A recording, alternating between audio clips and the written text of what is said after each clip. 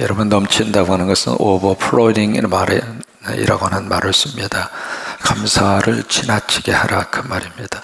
다른 것을 오버하면 별로 상당히 문제가 복잡하지만 감사는 많이 하면 할수록 축복입니다. 유럽 전체를 제패하고 내 사전에 불가능이란 없다, 그 말을 남긴 사람이 나폴레옹이죠. 근데 나폴레옹은 자기 성전에 그런 고백을 하고 있습니다. 내 일생을 쭉 돌아보면서 가장 행복했던 순간이 내 일생의 며칠밖에 되지 않는다. 사실 모든 것을 다 가진 사람이었지만 자신 스스로에게 있어서는 불행한 삶을 살았다. 본인 스스로가 그렇게 이야기를 합니다. 그런데 삼중고라고 하는 고통 속에서 살았던 헬렌 켈러 기억하시죠? 눈이 보이지 않았고 들리지 않았고 말할 수 없었던 사람. 그 장애를 가지고 평생을 살았던 헬렌 켈러는 그렇게 이야기합니다. 나는 내 인생을 쭉 돌아보면서 행복하지 않았던 순간이 한순간도 없었다. 다 행복했다, 그 말이에요. 무엇이 이 두 사람에 있어서의 인생의 차이를 가지고 오는 건가? 겉으로 보기에는 나폴레옹이 훨씬 많은 것을 가지고 있는 사람이었죠. 겉으로 봤을 때는 헬렌 켈러는 불행의 비극의 삶을 살았던 사람인데 뭐가 이 두 사람의 인생의 차이를 가져다 줄까? 그 차이는 다른 것이 아니라 뭐였을 것 같아요? 감사합니다. 결국 이 감사의 분량이 바로 무슨 분량으로 연결이 되느냐면 행복의 분량과 연결이 됩니다. 한번 해보실까요? 감사의 분량은 행복의 분량이다. 여러분, 행복하고 싶으시면 많이 감사하면 돼요. 크게 하면. 누구나 다 행복 다 원하잖아요. 근데 행복할 수 있는 가장 아름다운 성서적인 가능성과 비결은 바로 감사에 있습니다. 여러분, 행복하시기 위해서 지금 옆 사람을 위해서 다시 한번 감사합니다. 감사합니다.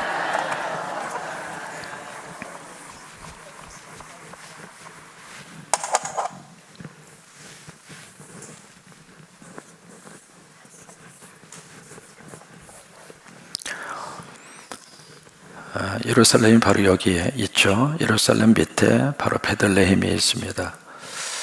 지금 베들레헴에서 무슨 일이 일어났느냐면 요하난이라고 하는 사람, 바로 이제 오늘 본문에서 만나는 이스라엘의 새로운 지도자로 등장한 사람이죠.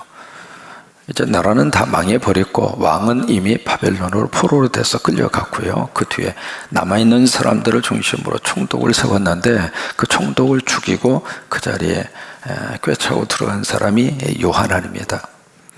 이 요하난이라는 사람이 여기서 이제 베들레헴에서 무슨 일을 지금 요구하고 있느냐면 에레미야에게 뭘 하냐면 기도를 부탁을 했죠. 기도를 부탁을 하면서 둘 중 하나입니다. 이 예루살렘에서 약간 올라가면 여기 미스바라고 하는 곳이 있습니다. 미스바에서 밑으로 쭉 내려오면 여기가 여리고입니다. 그러니까 여기 베들레헴 바로 여기에서 물어요. 우리가 이 미스바로 올라가는 게 맞습니까? 아니면 애굽으로 내려가는 것이 하나님의 뜻입니까?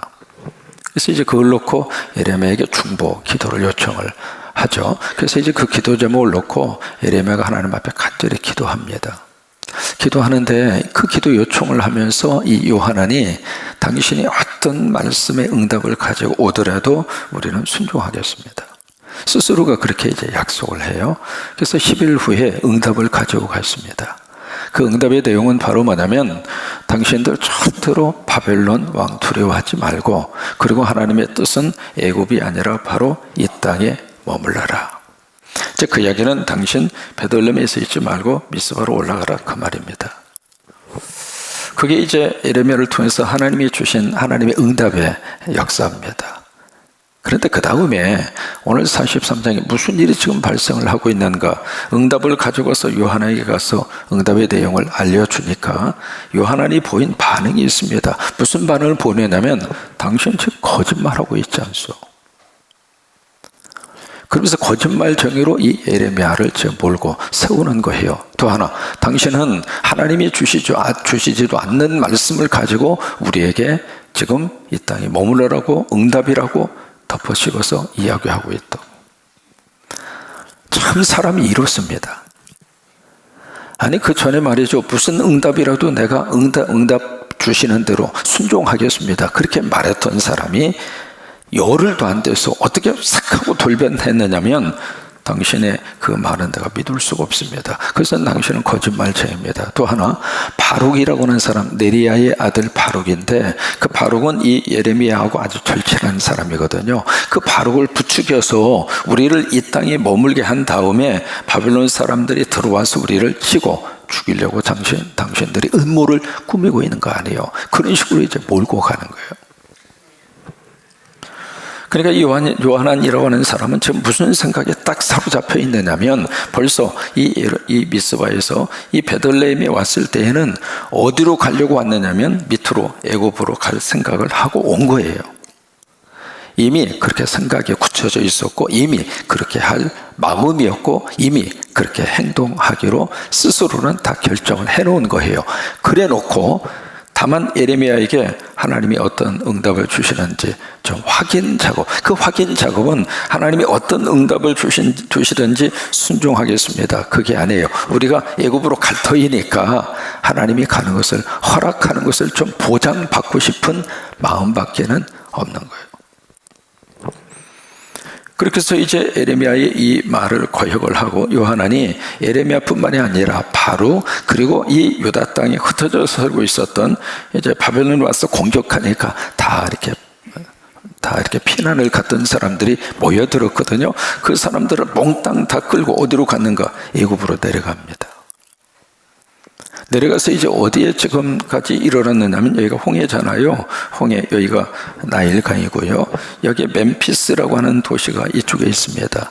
이 멤피스, 애굽의 중요한 도시죠. 그 도시 가기 전에 최북단, 애굽의 최북단 국정도시가 다바네스라고 하는 곳입니다. 오늘 성경에 다바네스라고 하는 도시가 나오잖아요. 그 다바네스 도시에서 이 예레미야가 거주를 하고 있고 여기를 중심으로 여기서 애굽으로 내려간 유다의 백성들이 여기서 살고 있는 거예요. 참 기가 막힌 역사가 나타난 거예요. 아니 이스라엘 백성들이 애굽에서 나왔잖아요. 그 애굽에서 그들을 출애굽을 시키기 위해서 하나님이 10가지의 재앙을 쏟아 부으시면서 그러면서 애굽에서 그들을 끄집어내 줬잖아요. 그러면 애굽 가면 돼요, 안 돼요? 안 되죠. 하나님이 나를 어떻게 해서 구원하시고 예수 믿게 하시고 구원받은 백성으로 하나님이 우리를 사랑하시고 하나님의 자녀 삼아 주셨잖아요. 그러면 또다시 우리가 마귀와 사탄의 자식으로 가야 돼요? 안 되죠. 내가 어떻게 해서 죄 용서받고 하나님의 거룩한 사명자로 하나님이 나를 부르셨는데 조금 그 사역의 현장에 어려움이 있다고 다시 보따리 싸서 옛날의 그 모습으로 가야 돼요? 대답해 보세요. 안 되죠. 차라리 여기에서 굶어 죽을지언정, 차라리 여기에서 그 고통을 온몸으로 내가 감수할지언정. 왜요?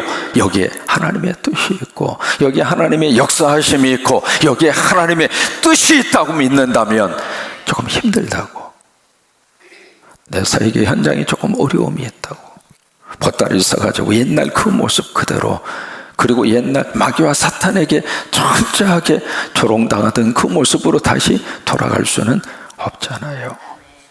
그런데 지금 이스라엘 백성들이 바로 여기에 이 땅에 어려움이 있다고 지금 하나님의 분명한 응답이 떨어졌음에도 불구하고 보따리 싸서 야 우리 좀 살자, 그 옆으로 데려간 거예요. 왜 그랬을까? 이유는 여러 가지 있습니다.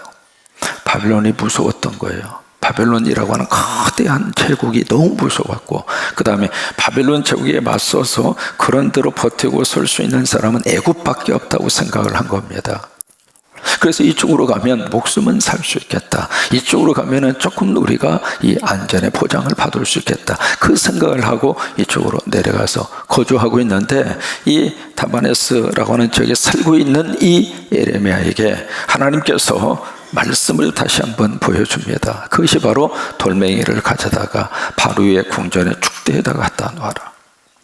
그러면서 바로 이 축대 위에 하나님이 바벨론 군대를 보내서 여기 바벨론 왕 느부갓네살을 뭐라고 이야기하시는가? 내 종이라고 이야기하고 있습니다. 하나님의 심판 도구로 쓰시고 있는 거죠. 그가 와서 이 애굽에 있는 모든 우상들을 타파시킬 것이고 전부 다 멸망시킬 것이다. 너희가 의지했던 이 애굽 땅이 하나님의 심판을 받게 될 것이다. 그것이 이제 오늘 성경 말씀의 내용입니다. 참 여기 보시면은요, 이 요한안과 이 말씀을 거부할 때 2절에 보시면은 거기에 또 하나의 단어가 나옵니다. 무슨 단어가 나오느냐면 2절에 호사의 아들 아사랴와 가랴의 아들 요한안과 그 다음에 모든 어떤 자. 그래요. 여러분, 사람이 오만하면, 사람이 교만하면 하나님의 응답이 떨어져도 응답을 응답으로 인정하지 않습니다.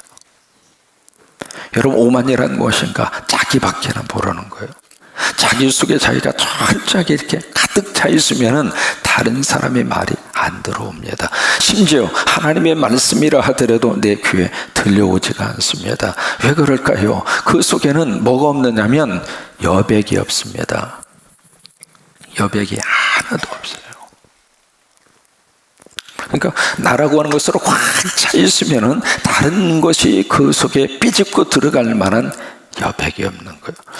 여러분, 무엇이든지 여백이 없으면 답답한 거예요. 답답해. 사람도 그래요. 좀 사람이 좀 여유가 좀 있어야 되고, 사람이 조금 이렇게 좀 포용하는 포용력도 좀 있어야 되고, 좀 그릇이 좀 커서 그렇게 해서 다른 것이 다 내 안에 담겨지더라도 담을 수 있는 여백이 좀 있어야 되는데, 그 여유가 좀 있어야 되는데, 그 틈이 좀 있어야 되는데, 그런 것이 전혀 없는 사람은 그냥 종종 그냥 분주하고 바쁘면서도 다른 사람과의 관계 속에서 자꾸 부딪히는 거예요.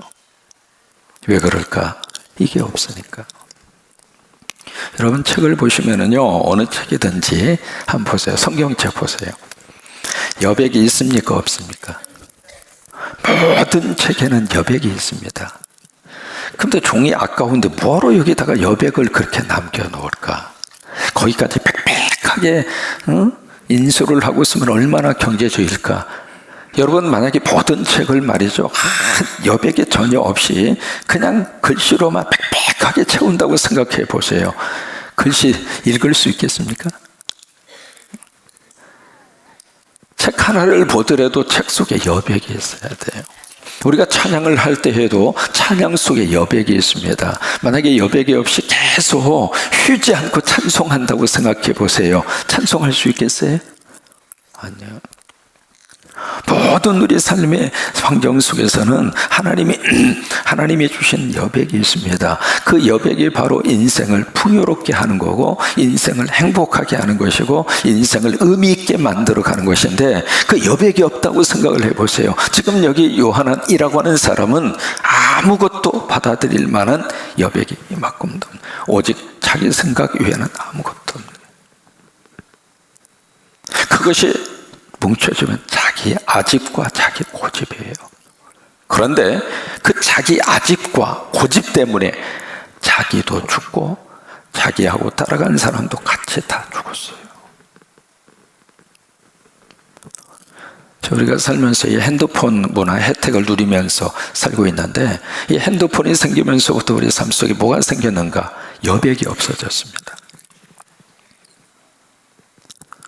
예배 시간에도 예배에 집중할 수 없을 정도로 핸드폰 생각에 꽉 차 있습니다.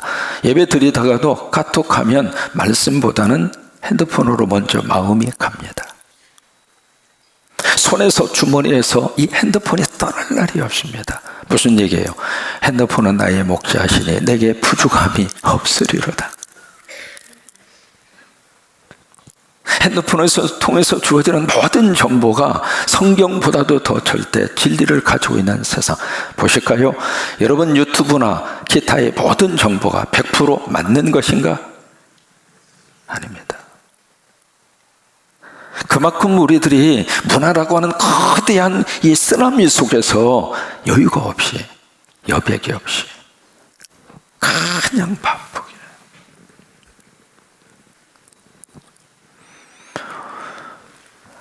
결국 오늘 이 말씀을 통해서 이 말씀에 하나님의 음성을 우리 마음속에 한번 이렇게 새기셨으면 좋겠습니다. 조금 어려움이 있어도 하나님이 여기에 머물러라, 이 땅에 살아라, 그렇게 말씀하셨을 때에는 하나님의 놀라운 뜻이 있습니다. 그 뜻을 우리가 붙들고 힘들어도, 왜요? 하나님이 예레미야에게 이 응답을 주시면서 바벨론 두려워하지 말아라, 내가 너희와 함께 하겠다 약속하셨거든요. 근데 그 약속이 안 믿어지는 거예요. 그 약속이 받아들일 만한 여백이 없는 거예요. 그러니까 우리가 은혜로 채워지고 하나님의 말씀으로 채워질 때마다 우리의 그릇이 좀 커져야 돼요.